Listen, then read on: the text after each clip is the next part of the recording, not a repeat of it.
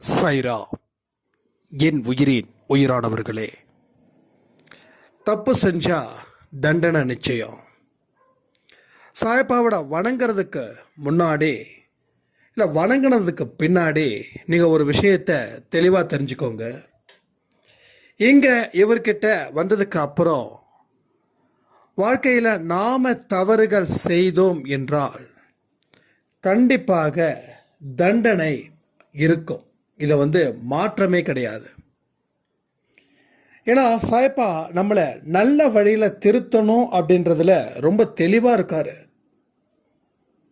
அவருக்கு நம்ம நல்லா வாடணும் அப்படின்ற எதிர்பார்ப்பு ரொம்ப அதிகமாக இருக்கு. ஒரு மனுஷனை நமக்கு பிடிச்சிடுச்சு, அவனுக்கு திறமை இருக்கு அப்படின்னு தெரிஞ்சிடுச்சுன்னா நம்ம அந்த மனுஷன் மேலே ஸ்பெஷல் அக்கறை வைக்கிறோம். அந்த ஸ்பெஷல் அக்கறை அவனை திட்டுறதுக்காகவும் இருக்கலாம், அவனை பாராட்டுறதுக்காகவும் இருக்கலாம். ஸோ பாராட்டு மட்டும் ஒரு மனுஷனுக்கு கொடுத்துக்கிட்டே இருந்தால் அவன் சோர்ந்து போயிடுவான். அதே போல் அவன் திட்டிக்கிட்டே இருந்தாலும் அப்பயும் அவன் சோர்ந்து போயிடுவான். ஸோ பாராட்டுக்களும் கிடைக்கும், அதே போல் திட்டுறதும் அதாவது தண்டனையும் இங்கே அதிகமாக கிடைக்கும். ஏன்னா நீ சோர்ந்துடக்கூடாது. தோல்வி வந்தால் சோர்ந்து போயிடுவோன்ற உண்மை நிறைய பேருக்கு தெரியும். ஆனால் வெற்றி வந்தாலும் சோர்ந்து போயிடுவோன்ற உண்மை பல பேருக்கு தெரியல. ஸோ நடப்பது அத்தனையுமே சாயப்பாவோட சித்தம். அதுக்கு தகுந்த மாதிரி நாம் நடந்துக்கிட்டால் நமக்கு வாழ்க்கையில் கிடைச்ச ஒரு பாக்கியமாக நம்ம வாழ்க்கை அமைச்சு தருவார். அப்போ உங்கள் வாழ்க்கையில் எது நடந்தாலும் எப்படி நடந்தாலும் அதை பற்றி don't worry, be cool, be happy. என்ன வேணாலும் எப்படி வேணாலும் அடுத்த நிமிஷம் என் உயிர் போகுது அப்படின்னு இருந்தாலும் இந்த நிமிஷம் இருக்குதே, இந்த நிமிஷம் சாயப்பா எனக்கு கொடுத்துருக்காரு, நான் இப்பயும் அதே நம்பிக்கையோட தான் உயிரை விடுவேன். அதே நம்பிக்கையில் தான் அடுத்த பிறவியும் நான் எடுப்பேன். அதே நம்பிக்கையில் சாயப்பா என்னை வழி நடத்துவார் அப்படின்ற ஒரு விஷயமும் என் மனசுக்குள்ளே எழாமல் இல்லை. அந்த மாதிரி உங்கள் மனசை நீங்கள் வச்சுக்கோங்க. இந்த உலகம் பாருங்க, வேக வேகமாக ஒருத்தவனை புகழ்ந்து தள்ளும், அதே போல அவனை கீழையும் பிடிச்சி தள்ளும். அப்போ என்ன நடக்குது, எப்படி நடக்குதுன்னு கண்ணை மூடி கண்ணை திறக்கிறதுக்குள்ளே ஒரு மனுஷனோட வாழ்க்கை முறை மாறுது. ரைட்? கோபுரத்தில் இருக்கிறவன் குப்பைக்கு வரா, குப்பையில் இருக்கிறவன் கோபுரத்துக்கு போறா. எங்கேயாவது நிரந்தரமான விஷயங்கள் இருக்கா? ஸோ இதுதான் நிரந்தரம் அப்படின்னு சொல்ல முடியுமா?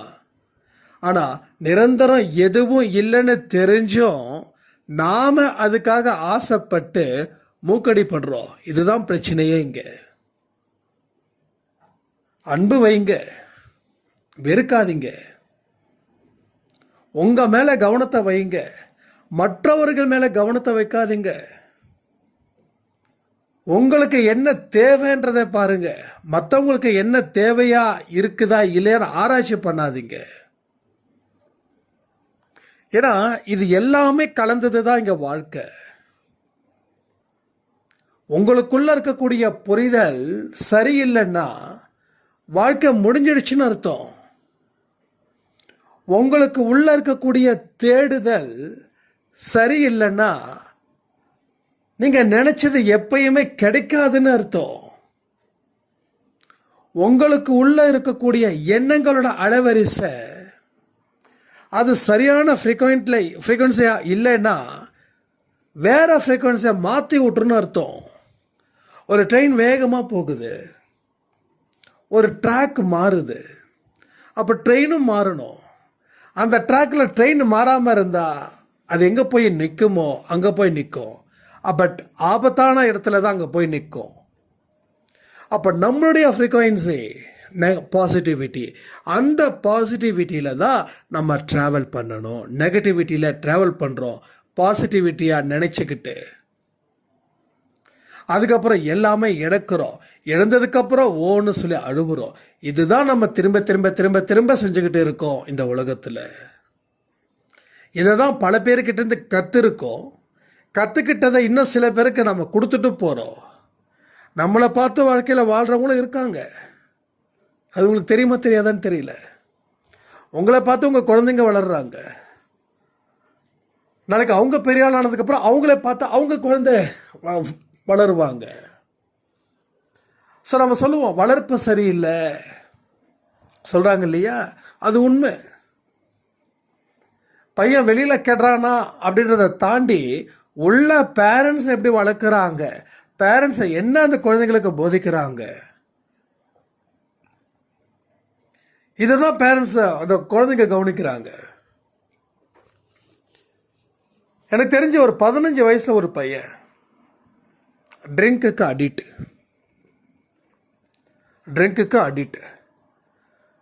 அவனால் ஸ்கூல் போக முடியல. ஒரு சர்டன் ஸ்டேஜுக்கு மேலே அவனால் வாழவும் முடியல. அப்போ இதெல்லாம் எங்கேருந்து எந்த மாதிரியான பிரச்சனைகளை கிளப்புது அப்படின்னு பார்த்தா, ஃபைனலி அவங்க அப்பா அதிகமாக ட்ரிங்க் பண்ணி பையனும் பார்க்குறான். அப்படி என்ன தான் அந்த குடியில் இருக்குதுன்றத அவன் டெஸ்ட் பண்ணி பார்க்கணுன்னு நினைக்கிறான். அப்போ அதை டெஸ்ட் பண்ணும்போது அவனுக்கு ஃபஸ்ட்டு அதில் ஒரு பெரிய கசப்பு இருக்குது. அதுக்கப்புறம் மறுபடியும் இன்னொரு நாள் ட்ரை பண்ணுறான். இந்த கசப்பாக இருக்கிறது எப்படி நம்ம அப்பா குடிக்கிறாருன்னு. ஆனால் கசப்பை தாண்டி என்னமோ அவனுக்கு ஒரு சந்தோஷம் கொடுக்குது. மறுபடியும் அடிக்ட் ஆகுறான். இப்போது வெளியில் சொசைட்டியை பார்த்து கெட்டு போகிறத விட வீட்டுக்குள்ளே அப்பா பண்ணுறதை பார்த்து கெட்டு போகிற பசங்க ஜாஸ்தி தானே. சொசைட்டியை பார்த்து கெட்டு போகிறதுன்றது நம்மளால் கண்ட்ரோல் பண்ண முடியாதது.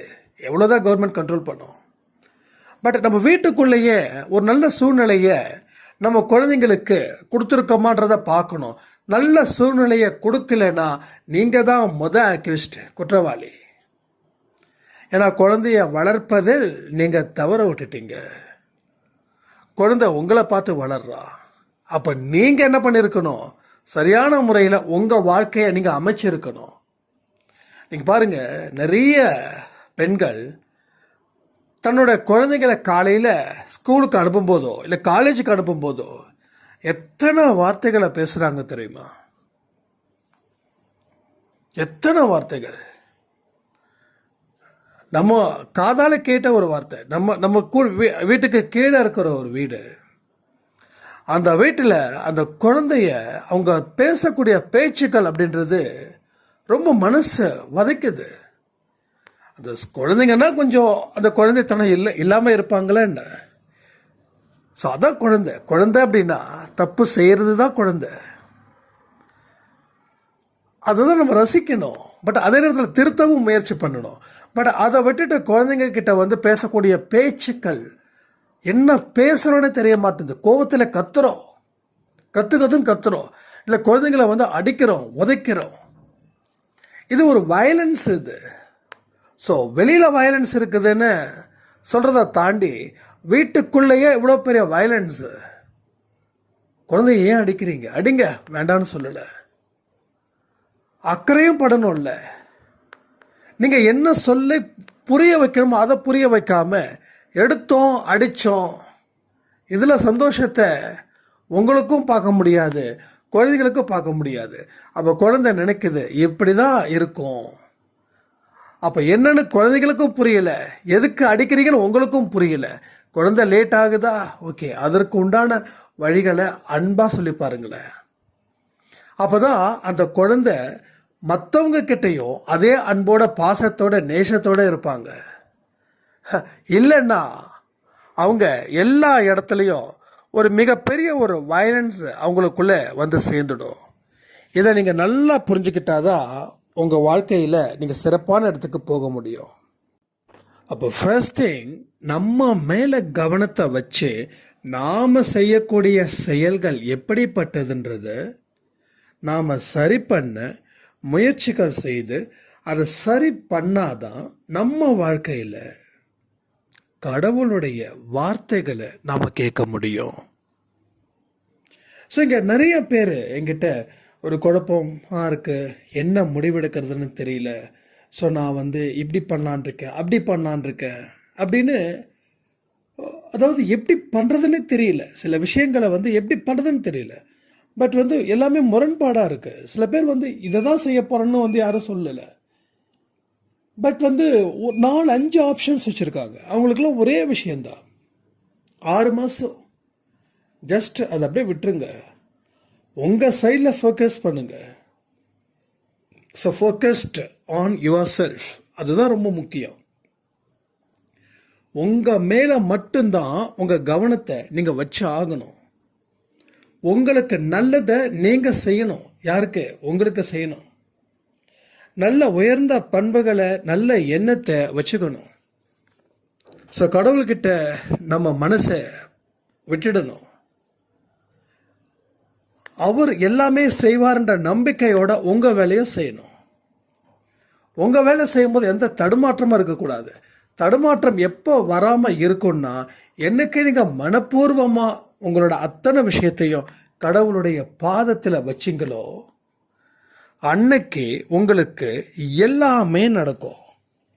ஸோ இதுதான் வாழ்க்கையில் பல முன்னேற்றத்துக்கு உண்டான படிக்கட்டுகள். நீங்கள் கேட்கலாம், அப்போ நமக்காக வாழ்வது தப்பு தானே, மற்றவங்களுக்காக தானே வாழணும்னு. இந்த நமக்காக வாழாமல் மற்றவங்களுக்காக வாழக்கூடிய வாழ்க்கை தான் தப்பு. அதாவது நீங்கள் விட்டு கொடுக்குற அப்படின்ற பேரில் உங்களை நீங்களே காயத்தை ஏற்படுத்திக்கிறீங்க. முதல்ல உங்கள் மேலே அன்பு, உங்கள் மேலே அக்கறை, உங்கள் மேலே கவனம், இந்த 3 இருக்கணும். இருந்தால் தான் இதில் இருந்து நாம் செயல்பட முடியும். நம்ம செயல்படுவதற்கு ஒரு இடம் தேவைப்படுது. அந்த இடமே இல்லாமல் பண்ண முடியாது. ஒன்றும் இல்லை, ஒரு வீடு கட்டணும்னா நமக்கு இங்கே பூமியிலேருந்து கட்டுறோம். அப்போ ஏதோ ஒரு பிடிப்புலேருந்து தான் நம்ம கட்டுறோம். பிடிப்பில்லாத எந்த ஒரு இடத்துல எதையுமே செய்ய முடியாது. ஏதோ ஒரு இடம் ஆரம்பமாகுது. அந்த ஆரம்பம் எங்கே இருந்து கிளம்புதுன்றது முக்கியம். ஆனால் நிறைய பேருக்கு ஆரம்பமே இல்லை. ஆரம்பம் வைக்காமலே கிளம்பிடுறாங்க. நான் வாழ போகிறேன், சாதிக்க போகிறேன் அப்படின்னு. ஸோ அது அல்ல வாழ்க்கை. வாழ்க்கைன்றது இதுதான். உங்கள் அடிப்படை தேவைகள், உங்கள் அடிப்படை நம்பிக்கை, பேசிக் அளவுலையாவது நம்ம ஸ்ட்ராங்காக இருந்தால் தான் அடுத்ததை பெஸ்ட்டாக நம்ம கொடுக்க முடியும். பட் பேசிக் அளவில் நாம் ரொம்ப வீக்காக இருக்கிறோம் அப்படின்னா நம்மளை எந்த வித சந்தோஷமும் பெற முடியாது, எந்த விதமான நம்பிக்கையையும் ஏற்படுத்த முடியாது. இன்னமும் நமக்கு கஷ்டங்கள் வந்துக்கிட்டே தான் இருக்குது. ஏன்னா பலருக்கு ஏன் கஷ்டம் ஒரு தொடர்கதையாக இருக்குதுன்னா, அவங்களால அதை சமாளிக்க முடியலன்ற ஒரு விஷயத்தை தாண்டி வேற எதுவுமே இல்லை. அப்போ ஒரு விஷயத்தையும் நாம் கவனிக்கும் போது தான் நாம் செய்யக்கூடிய விஷயங்கள் எப்படிப்பட்டது, எங்கே இருந்து ஆரம்பமாகுதுன்னு தெரியும். எனக்கு எல்லாரும் சொல்லக்கூடிய வார்த்தை என்னென்னா, எனக்கு கஷ்டம் இருக்குது, ஓகே நான் ஒத்துக்கிறேன். அந்த கஷ்டத்தோட ஆரம்ப புள்ளி எங்கே? ஆரம்ப புள்ளியை எடுத்தாதான் அந்த கஷ்டம் தீர்ப்பதற்கான மருந்து அங்கே இருக்கு. அதை விட்டுட்டு ரொம்ப தூரம் வந்துட்டோம், பல கிலோமீட்டர் தாண்டிட்டோம். கஷ்டம் இருக்குன்னா கஷ்டம் போயிடுமா? அப்போ எங்கே ஆரம்பிச்சது? அந்த ஆரம்ப புள்ளி எங்கே? அந்த இடத்துல தான் அந்த கஷ்டம் தீர்ப்பதற்கான மருந்து இருக்குது. கடவுளால் தீர்க்க முடியும் அப்படின்ற ஒரு விஷயத்துக்கு நம்ம ஃபீல் பண்ண மாட்டோம், ரியலாகவே ஃபீல் பண்ண மாட்டோம். ஆனால் நம்ம ஏன் ஃபீல் பண்ணுறோன்னா, நம்மால் தீர்க்க முடிஞ்ச விஷயம் அப்படின்னு நம்ம மனசு நம்புது. ஏன்னா உங்களுக்கு இருக்கக்கூடிய அனுபவம் ஜாஸ்தி. அப்போ அந்த அனுபவம் எப்படிங்க கிடைக்கும்? சில பேர் சொல்லுவாங்க, எனக்கு 30-35 தான் ஆகுது, 60 வயசில் இருக்கக்கூடிய அனுபவம் எனக்கு எப்படி கிடைக்கும் அப்படின்னு சொல்லுவாங்க. ஸோ அனுபவன்றது வெளியில் உங்களுக்கு தேட முடியாது, அதை உள்ளுக்குள்ளே தான் தேட முடியும். ஸோ உள்ளுக்குள்ளே நீங்கள் உள்ளே போக போக தான் ஒரு அடிக்கும் ஒரு விதமான நன்மைகள் ஒளிஞ்சிட்ருக்குது. அப்போ நீங்கள் எத்தனை அடி தேடுறீங்களோ அத்தனை நன்மைகளை நீங்கள் அள்ளிக்கிட்டு வரலாம். ஆனால் உள்ளே தேடுறத விட்டுட்டு வெளியில் தேடிக்கிட்டு இருக்கோம். எந்த ஊரில் இது கிடைக்குது, எந்த நாட்டில் இது கிடைக்குது, எந்த இடத்துல இது கிடைக்குது, இதை தான் நம்ம இங்கே ட்ரை பண்ணிக்கிட்டு இருக்கோமே தவிர வேறு எதுவும் இங்கே நாம் ட்ரை பண்ணவே இல்லை. அப்போ நம்ம முயற்சி பண்ணது அத்தனையுமே ஒட்டுமொத்தமாக வீணாக போயிடுச்சு. அது மூலமாக தான் நம்ம அந்த அமைதியை பெற முடியும், அந்த பிரச்சனைக்கு உண்டான தீர்வுகளும் அங்கே கிடைக்கும். நல்லா யோசிச்சு பாருங்கள். என் லைஃப்பில் ஏதாவது ஒரு பிரச்சனைகள் வருது அப்படின்னா உங்களுக்கு இதை நீங்கள் செய்யணும்னு எதிர்பார்க்குறேன். ஒன்றும் புரியலை, கண்ணை கட்டி காட்டில் விட்ட மாதிரி இருக்குது. ஸோ கண்ணை கட்டியாச்சு, காட்டில் விட்டாச்சு. நல்லா புரிஞ்சுக்கோங்க, எல்லா வார்த்தையிலையும் ஒரு டெஃபினேஷன் இருக்கும். கண்ணை கட்டியாச்சு, காட்டில் விட்டாச்சு. ஓகேவா? கண்ணை கட்டி காட்டில் விட்டால் நீங்கள் நடந்தீங்கன்னா ஏதாவது ஆபத்தில் போய் சிக்கிக்கிட்டிங்கன்னா என்ன பண்ணுவீங்க? ஸோ இப்போ இதுக்கு என்ன பண்ண முடியும்? நடக்காமல் இருக்கிறது புத்திசாலித்தனம். அப்போது பொறுமையாக நிதானமாக நீங்கள் கட்டினதாகவே இருக்கட்டும். ஆனால் இந்த இடத்துல உங்கள் மனசில் இன்னும் சில விஷயங்கள் நம்பிக்கை பிறக்கும். மனசு சொல்லும், முதல்ல பயப்படுத்தும் மனசு. அதுக்கப்புறம் பயந்து பயந்து பயந்து பயந்து ஒரு சர்டன் ஸ்டேஜில் அது நிறுத்திடும் திங்க் பண்ணுறது. அதுக்கப்புறம் புத்தி திங்க் பண்ணும். இப்போ 2 பேர் பேசுகிறாங்கன்னா, 2 பேர் பேச வராங்கன்னா ஒருத்தன் ஸ்டேஜில் பேசுவான், இன்னொருத்தன் உட்காந்துருப்பான். அப்போ இவன் பேசி முடிச்சதுக்கப்புறம் தான் இன்னொருத்தன் போவான் இல்லையா? 2 பேரும் ஒரே ஸ்டேஜில் பேச முடியாது, ஏன்னா ஒரே மைக். ஜஸ்ட் ஒரு மேட்ச் பண்ணுங்க. அப்போது மனசு பேசுகிற வரைக்கும் பேசட்டும், ஜஸ்ட் அலோவ் பண்ணுங்க. அப்புறம் புத்தி சொல்லுவா, கண்ணை கட்டியாச்சு. இப்போ இந்த கண்ணை அவிழ்க்கிறதுக்கு என்னென்ன வழிகள் இருக்கு, நடக்கிறதுக்கு வழிகளை தாண்டி அவிழ்க்க என்னென்ன வழிகள் இருக்குது. இப்போ கட்டின கண்ணை திறந்தே ஆகணும். அப்போ புத்தி நினைக்குதுன்னா நீ எல்லா ஜென்மத்திலையும் இது மாதிரியான ஒரு பிரச்சனையில நீ சிக்கியிருப்ப. அப்போ எந்தெந்த விஷயங்களை நீ முடிவு பண்ணியிருப்பியோ அதை ரீகால் பண்ணணும். அப்போ அவிழ்ப்பதற்கு நிறைய தடவை அந்த நம்பிக்கைக்குரிய வழிகளை நீங்கள் ட்ராவல் பண்ணும்போது அவிழ்ப்பதற்கும் சில வழிகள் உங்கள் புத்தியில் பிறக்கும். அது மனசுக்கு சொல்லும். மனசுக்கு சொன்னால் வேலை முடிஞ்சுது, அவிழ்த்தாச்சு, இனி நம்ம பயணங்கள் மேற்கொள்ளலாம். இதுதான் கணக்கு. ஸோ இது ஒன்று தான் கணக்கு. இந்த ஒரு விஷயந்தான் வாழ்க்கையில் நீங்கள் தெரிஞ்சுக்க வேண்டிய அடிப்படை தத்துவம். அதை நீங்கள் சரியாக புரிஞ்சுக்கிட்டீங்கன்னா உங்களோட ஒவ்வொரு பிரச்சனைகளில் இருந்தும் உங்களுக்கு பல தீர்வுகள் அது மூலமாக வெளிப்படும். ஸோ திரும்ப சொல்கிறேன், நான் அடிக்கடி அன்பை சாயில் சொல்கிற ஒரே வார்த்தை தான், உங்களோட ஒவ்வொரு பிரச்சனைக்கும் அதனுடைய தீர்வுகள் அதுக்குள்ளே தான் இருக்கே தவிர அதை தாண்டி இல்லை. அதை தாண்டி நீங்கள் போனீங்கன்னா அந்த பிரச்சனைகளுக்கு உண்டான தீர்வுகள் எப்பயும் எங்கேயும் கிடைக்காமலே போயிடும். அப்போது ஆரம்பத்தில் இருந்து நாம் கொஞ்சம் ரீகால் பண்ணும்போது நம்ம மெமரிஸை அப்படியே கொஞ்சம் இது பேக்கில் வரும்போது தான் உங்களோட ஒவ்வொரு விஷயங்களும் புலப்படும். அதில் இருந்து உங்களுக்கு பாயிண்ட்ஸ் நிறைய கிடைக்கும். அப்போ நீங்கள் பொறுமையாக இருக்கிறதால உங்கள் வாழ்க்கையில் சில மாற்றங்களை ஏற்படுத்த முடியும். அந்த சில மாற்றம் தான் உங்கள் வாழ்க்கையில் ஒரு பெரிய திருப்பு முனையாக இருக்கும். நாம் நினைக்கிறோம் சில விஷயங்கள் மாறாது, இது சின்ன சின்ன விஷயத்தெல்லாம் செஞ்சால் மட்டும் என் வாழ்க்கை மாறிடுமா? இது பல பேரோட கேள்வி. இந்த சின்ன சின்ன விஷயத்தால் மட்டும் என் பிரச்சனைகள் மாறிடுமா? மாறாது. அதனால் நான் ஏன் இந்த விஷயத்தை செய்யணும் அப்படின்னு. இதுதான் பல பேருக்கு மிகப்பெரிய அளவில் ஒரு கன்ஃபியூஷன்ஸ் வந்து ஜாஸ்தி இருக்குது. அந்த கன்ஃபியூஷன்ஸை நீங்கள் வந்து கிளாரிஃபை பண்ணி, ஓகே இந்த வழி இப்போ இருக்குது, இந்த வழியை நம்ம 100% பர்ஃபெக்டாக நம்ம யூஸ் பண்ணணும் அப்படின்ற தாட் வந்துருச்சுன்னா, அந்த வழியில் நீங்கள் போக போக போக உங்களுக்கு அடுத்த வழியும் கிடைக்கும். ஏன்னா பல பேர் இங்கே முயற்சி பண்ணுறதே கிடையாது. எல்லாமே ஈஸியாக கிடைக்கணும் அப்படின்னு நம்புகிறவங்க ஜாஸ்தி. அவங்க நினச்சதெல்லாம் நடந்துடணும், ஆனால் எந்த கஷ்டப்பட மாட்டாங்க, எந்த முயற்சி பண்ண மாட்டாங்க. சில பேர் வந்து உடம்பை குறைக்கணும்னு ஆசைப்படுவாங்க, ஆனால் உட்காந்து பீஸா சாப்பிடுவாங்க, பர்கர் சாப்பிடுவாங்க, வடை சாப்பிடுவாங்க, அன்டைமில் வந்து பிரியாணி சாப்பிட்டதுக்கப்புறம் ஐஸ்கிரீம் சாப்பிடுவாங்க. ஸோ இது மாதிரியான முரண்பாடு அற்ற வாழ்க்கையை வாழ்ந்துக்கிட்டு இருக்கோம். ஸோ நம்ம நினைக்கிறது ஒன்று, நடக்கிறது ஒன்று. இதை நம்ம செய்கிறது கரெக்டாக அப்படின்னு இங்கே யாருக்கும் தெரியறது இல்லை.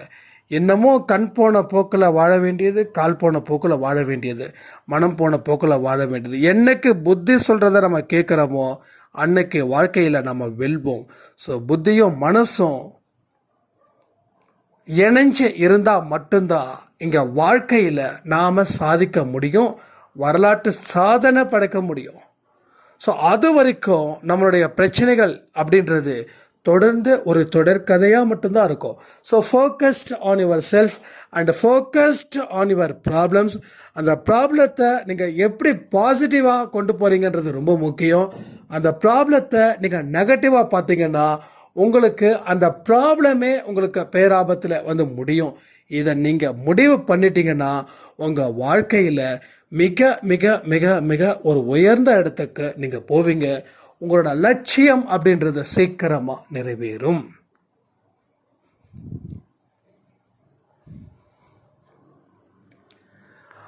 அப்போ கடவுளுக்கு என்ன இங்கே வேலை அப்படின்னா, என்னைக்கே உங்கள் மனது அமைதிப்படுத்த முடியுதோ அன்னைக்கே கடவுளோட வழி உங்களுக்கு தெரியும்.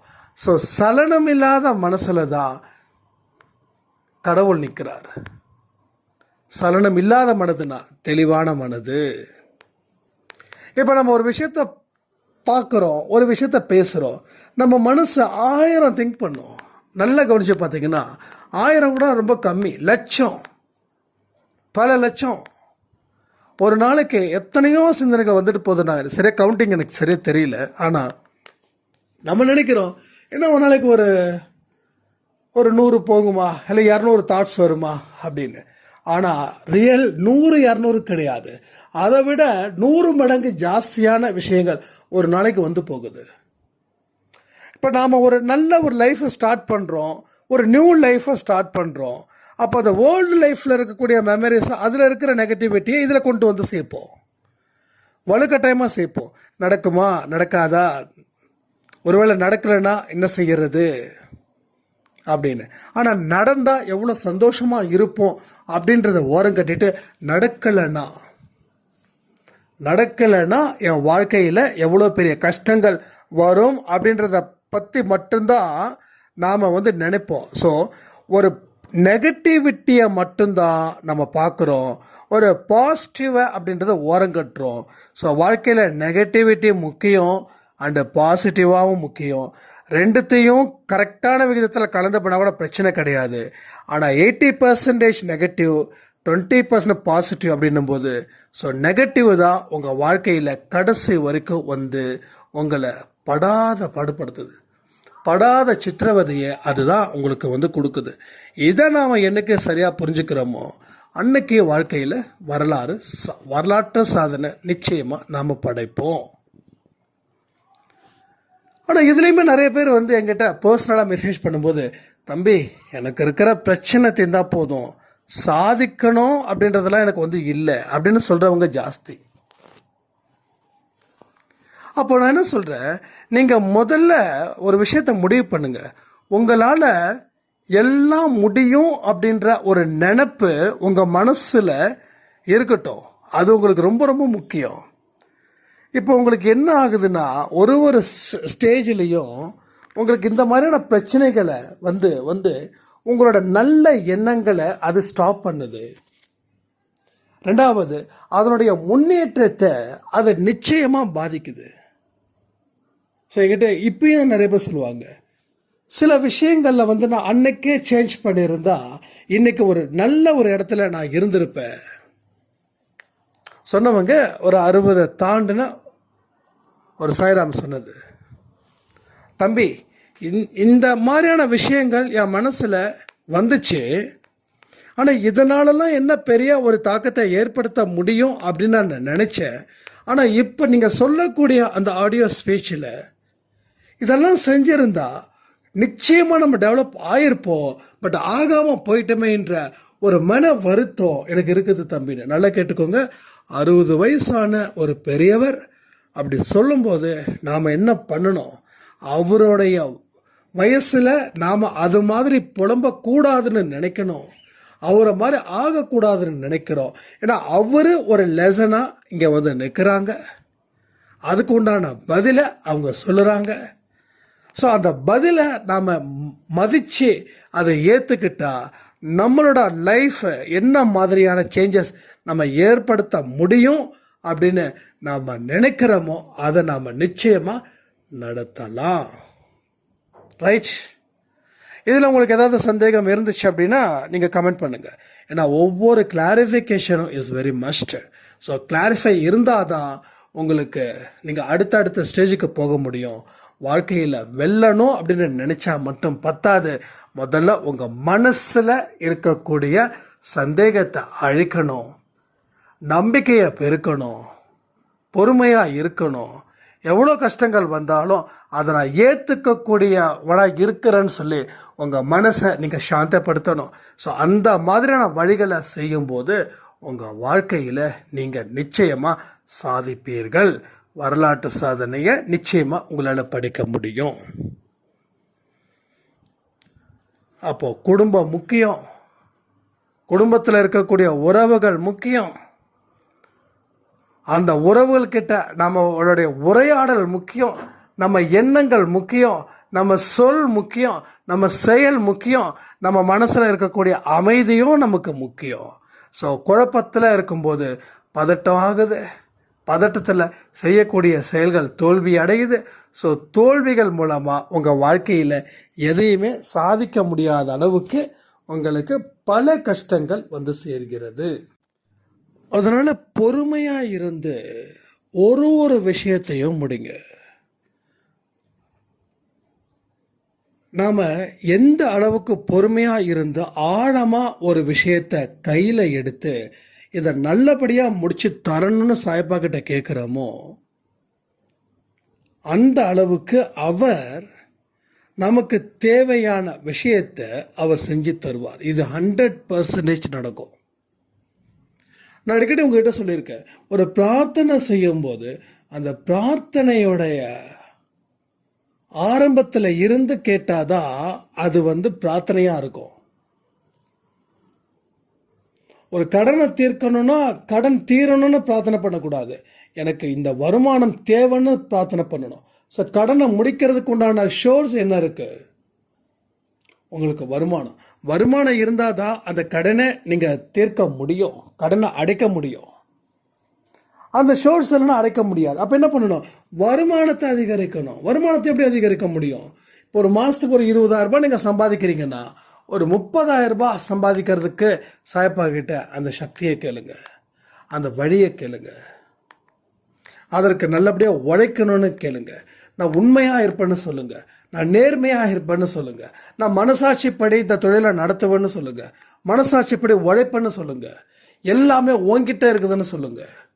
என்கிட்ட உழைக்கிறது முயற்சி செய்கிறது இருக்குது, என்னுடைய முயற்சியை திருவினை ஆக்காததும் உன்னுடைய சித்தம் அப்படின்னு சொல்லுங்க. தெளிவாக சொல்லுங்க.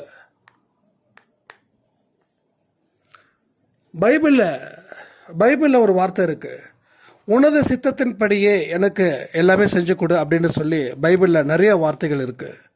ஸோ அந்த வார்த்தைகள் கடவுளோட சித்தத்தின்படி, எனது சித்தத்தின்படி இல்லை, உனது சித்தத்தின்படி என் வாழ்க்கையை உயர்த்து, உனது சித்தத்தின்படி எனக்கு ஆசீர்வாதம் கொடு, உனது சித்தத்தின்படி எனக்கு வெற்றியை கொடு.